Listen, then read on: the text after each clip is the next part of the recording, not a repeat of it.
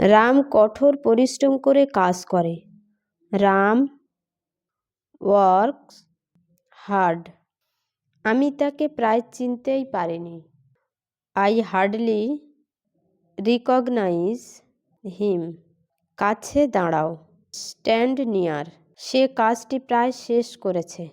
He has nearly finished the work.